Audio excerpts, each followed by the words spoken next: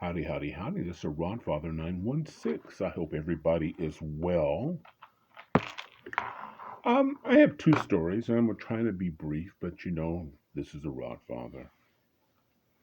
This story originates probably about more than 50 years ago.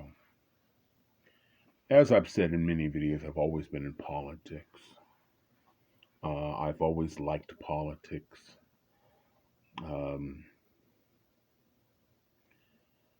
When I was young, I was the odd child, the odd Aries, outspoken, and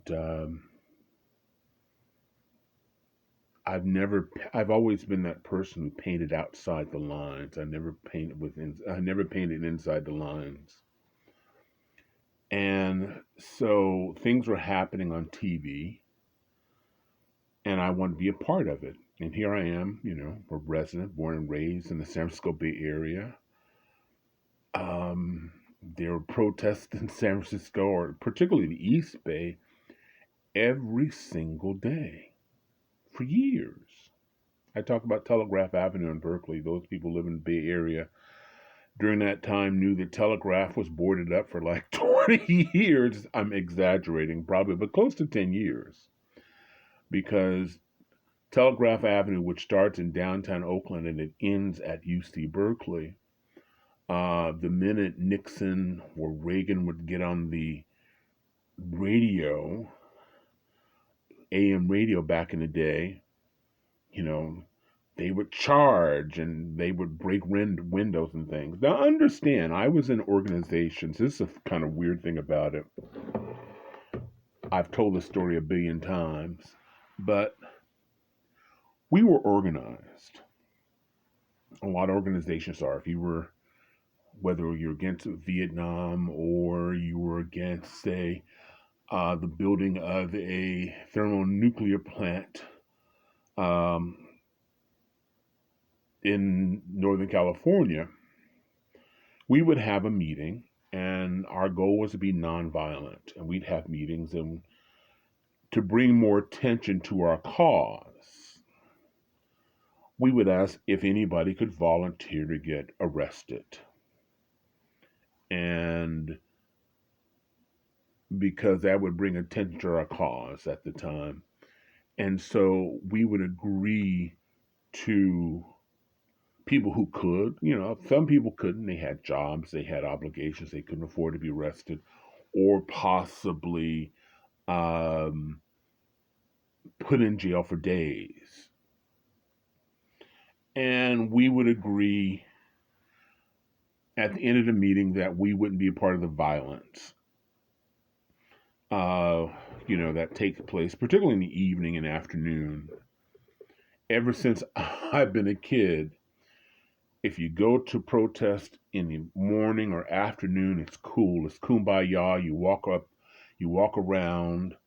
Even my former wife, when she went to a George Floyd protest, and she walked up. She goes, "I just can't tell you how I feel about this. This is so." It is, because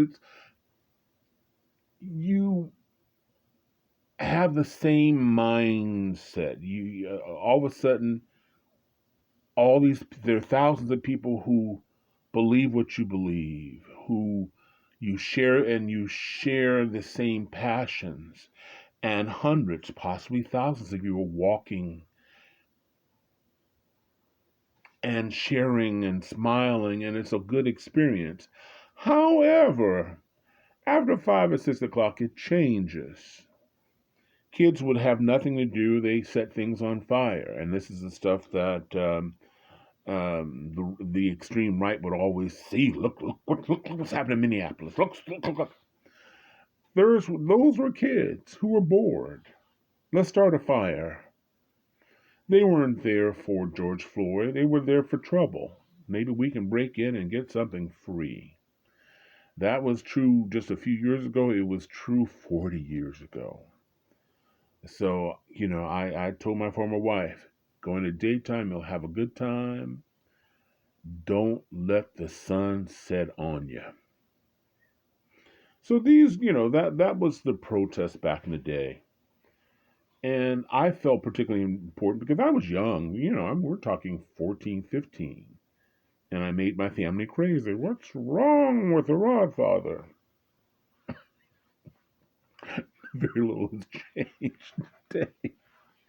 Why is he getting in all these things? Now they were all right if it was black related, but the fact that I was upset at the president or figured that other people didn't get their rights, they just didn't get it. And that's true across the country. I mean, until you really get involved and realize that suffering is suffering, it doesn't matter what color it is. So I'll begin the story. We weren't upper middle class, we were middle class. And that's how I grew up. And I'd watch things on TV, and naturally I would take the bus over to Berkeley or to Oakland because San Francisco was about free love and hip, let's be peace.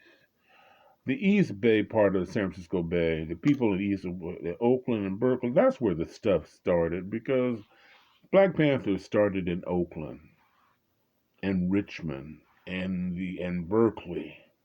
And it wasn't about let's just turn on the music and let's frolic and put flowers in our hair and dance. No, let's burn the motherfucker down.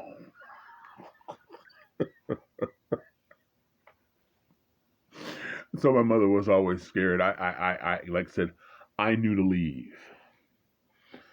Um, but recently I was watching something on television and I realized things haven't changed in 40, 50 years. Um, you have an integrated table on, say, CNN, NBC, or Fox. You have Mexican, you have white women, you have black women, and you have other people of color saying this is the way things are.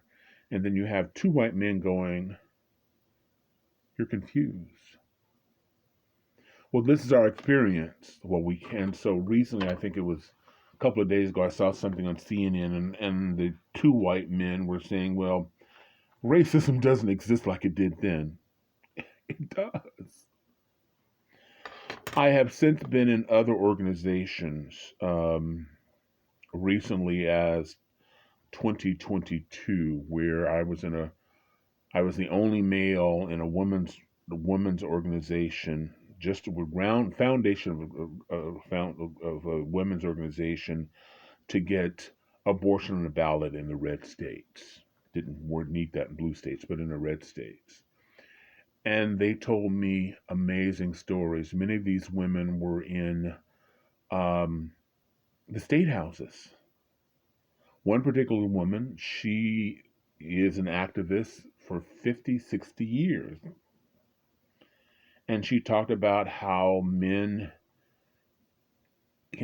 we're talking about governors, we're talking about state senators and congressmen, would pull them aside and put their hands up their dresses and the whole 9 yards. And of course, when they report this, it's their imagination, or maybe they shouldn't have this job. And one lady who worked in one particular state, fairly small, she and the other women band together and they supported each other. And they, in fact, and we're talking I think the mid to late 60s, these women got together. And the state tried to fire them. One was an attorney, there were other attorneys. And to keep from bringing attention to themselves, pointing fingers, they backed down and they kept their jobs. But back even then, men were saying, it didn't happen. It didn't happen to you. You know, back then nobody had people didn't have cell phones, cameras. Their communities, they're white communities, poor white communities that were victimized by the local police officers because these people didn't realize they could complain or didn't know how to complain, and they were victimized. Now, when I say that a group of people of color, they go, "It's not the same." It is exactly the same. There's no asterisk on it. White people, like black people, like Hispanic people, like Asian people, women have been terrorized by law enforcement or sometimes the government. Just because you haven't seen it, just because you haven't experienced or had the same experience, doesn't mean it doesn't exist. And that has been what I have learned over the years, and I hold to it. I may not understand it. It may be difficult for me to accept it. But to automatically say that what happened to them didn't happen based on your experience. So this is sort of the foundation of my story. Again, I watch TV. I'm an American. I realize I'm black. I realize reputation. You just can't. If you're a minority, you can't escape it. The minute you step outside, you're black, or you're Mexican, or you're Japanese, or you're different. And so you're always aware of it. You're not necessarily um, you have to exist. You can't say, well, it's so bad out there. I'm just going to ball up in a bubble and stay in my tent and, just figure, no, no. And I think that's why people of color, being a minority, are, we know we're the minority. Now, if you get whites in a situation where there's a few whites there, they can't handle that. That's been my experience. It's like, ooh, we're the only white people here. I'd have parties when I was in college, and some black people would complain they were the white people, but this is my house. These are my friends. But it was a white who would say, Rodfather, we really like you, but we're the only white people here. We're really uncomfortable. We're the only white people here. And it's so funny when you get all the groups together. My it's kind of like the three bears. This is my experience. You had black people, like, how come you having those people over there? And you have the white people. We're the only people there.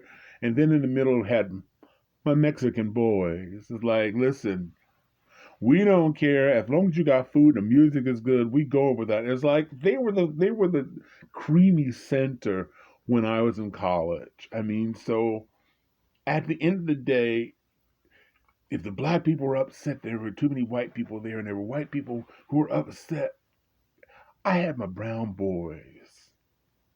And it was cool back in the college days. But I would move on. Um, Through the years, when I entered college, I was also in politics. Sometimes I ran for office, and I was in the 70s. We had a black student body, and the Black Student Union. Somehow in the mid 70s, the name was changed to Pan African Student Union. Didn't bother me. The name change, I thought it was just odd. Pan African. Okay. One year, they decided to move La Raza, the Mexican organization, in with the black organization in college. They didn't like it and we didn't like it. But after a couple of meetings, we realized that the university put us in a small office. So we would start fighting amongst each other. And then there would not be any black organizations or any Mexican organizations, all in one. We figured it out. But somehow, over a few weeks, we got closer. We got stronger. And they couldn't, the administration at the university just didn't like it, couldn't understand it, because we knew, and I worry about that today. That one of the tools they'll be using is having uh, person, possibly black women, mad at white women, and Mexicans angry at blacks, and blacks angry at Asians, and Asians are angry at this other group. And while we are fighting amongst each other, the billionaires are getting the federal government to pass tax cuts to make them stronger billionaires. And we're down fighting for scraps, fighting for attentions, and I hope that doesn't happen. But when I was going to school, I would hear black people and Mexican, my black and Mexican friends going, the police are harassing us. Back in the day, we called them the pigs. Here comes the pigs. Back in the day. And a lot of my friends would talk about being harassed by the police officers and some people being beat up. And that just didn't make sense to me. Now, of course, I saw what was happening down south in Alabama and Georgia and Kentucky, but that's down south. The police here are humane. So I didn't argue with my friends. I just didn't relate to what they were going to. And in my mind, you had to be black. If you were black or Mexican or another minority and you're arrested, you had to be doing something. That's what I believe. Because nobody I knew at my church or places they didn't get arrested unless they were doing something wrong. So fast forward until the 1980s. I have kids. One guy I went to college with, his old lady put him out. He moved to San Francisco with us. My son was probably 1 or 2 years old. I'm now working at Avis, where we try harder. Avis rent a car in downtown San Francisco. And he's trying to figure himself out. And he would come get me. He'd walk from the house, and then we'd walk around the city for hours. I kid you not. Moving to Sacramento, where there are drive-throughs and everybody has a car, I've gained 150 pounds. In San Francisco, I walked all the time. I walked every single day. Even though I got my car company gave me a car, I had no place to park it. It was costing me $20 a day for my free car. But one day we're walking down Market, 7th and Market, and there's a movie theater called the Embassy. It goes back into the 20s. And all of a sudden, as we cross past Jack in the Box on 7th, right in front of the theater, police swarms us.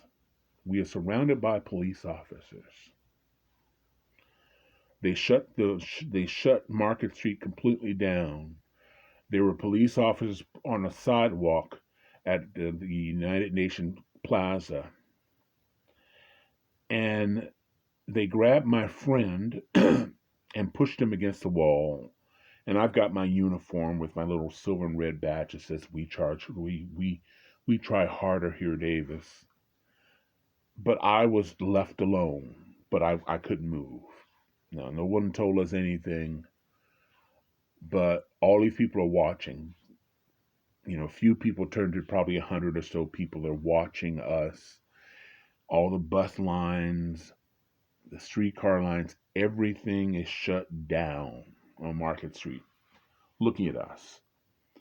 And after a few minutes, a car passes by. And then the car went up to 8th, and they turned around in the middle of the block, and they brought it back. And then they asked my friend and I to stand next to each other. And we stood next to each other. Then they asked us to stand apart. Then they went through his pockets where they found a knife on my friend. And the knife had rust on it, but it looked like it could be blood. And so, just by overhearing what the police officer was saying, they were saying that someone attacked some tourists on Powell Street, where the cable car line goes up and down, where it ends at Market. And my friend and I met the suspicion, particularly my friend. And so the car sat and looked at us. We turned to the back, to the side. And so then the car left with the people inside. Then all the other cars, police officers started to leave. They got off the sidewalk. And within a few minutes, Market Street was back to normal. No one said, I'm sorry. No one said, we're sorry for treating you this way. There was no apologies. And I was sort of in shock. I'm mad at my friend for having a knife, damn it, but they kept me in my Avis uniform. We try harder. They kept me. And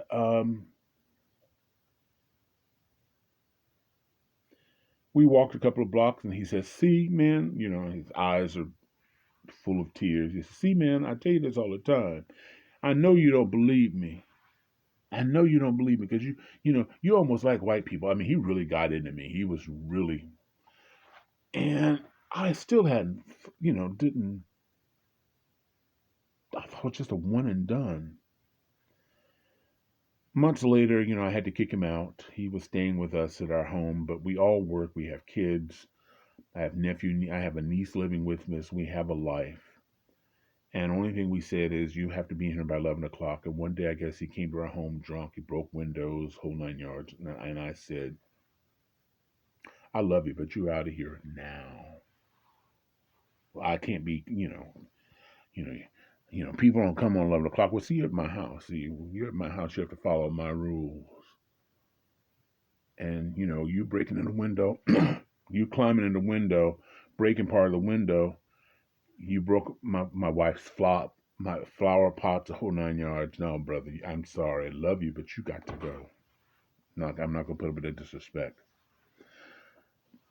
Months later, our car's falling apart. I'm looking at a minivan. Yes, I still like minivans.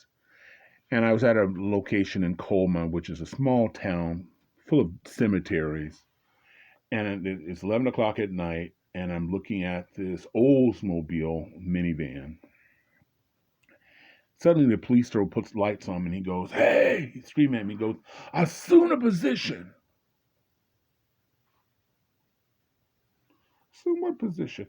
I assumed a position, so I didn't. And so he drove up, and he goes, you guys see your idea? I said, why are you stopping me? He said, well, we have complaints about people breaking and going in the back, and they're breaking and entering in some of the cars and stealing parts from this. I said, well, I'm not in the back. I'm in the front. There are great lights pointing down on me. That's how I can see the price of the car. So if you want to check my pockets or see if I have some tool bags, you can do that. And so without saying anything, he turned off his flashlight. Okay. But I'm pissed. Assume a position. Why do you think I know how to assume a position? Suddenly I'm getting stopped in places. Now, mind you, a lot of times I'm in my Avis uniform. It's like, why are you stopping me? And suddenly I had this epiphany like, well, maybe this stuff is true. Because I'm really upset about assume a position. Assume a position. I think I'm 28 years old. And now I can identify with my black and brown brothers who said, the police are harassing us. Because they're harassing me, and I've done nothing. I was in San Jose, I remember I was doing, but the police put the lights on me, asked me to pull over, asked me for my ID. Next thing I knew, they took the keys out of my car.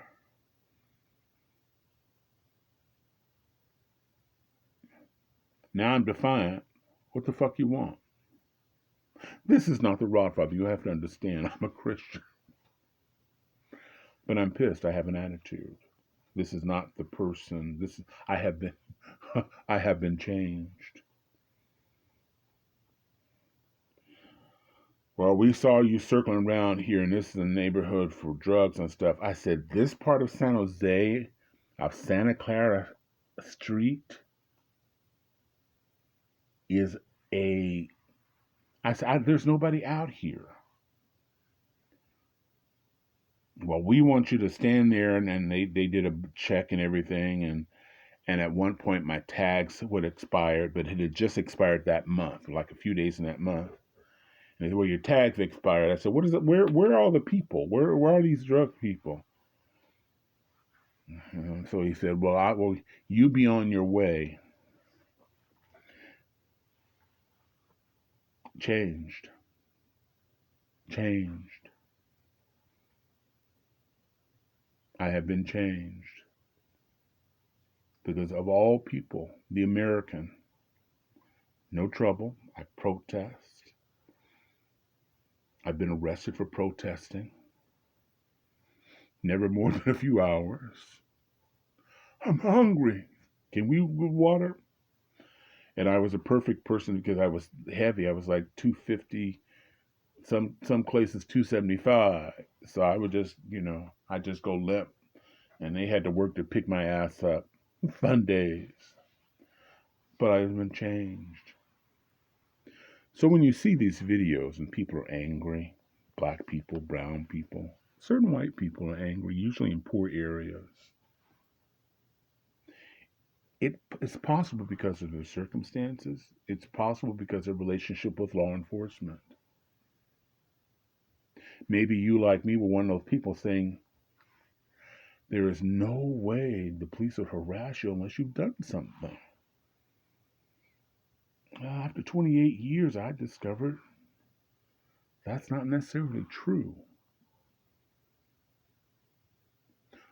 So just because you haven't seen it, just because you haven't experienced, just because you don't know anybody who's experienced it, doesn't mean it's true. It may not be true for you, but don't necessarily discount or dismiss their experience based on yours. This is a super long video. If you've made it this long, thank you. Mazel tov.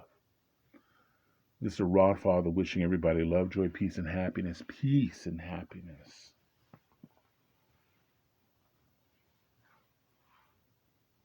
In many ways, we are the same.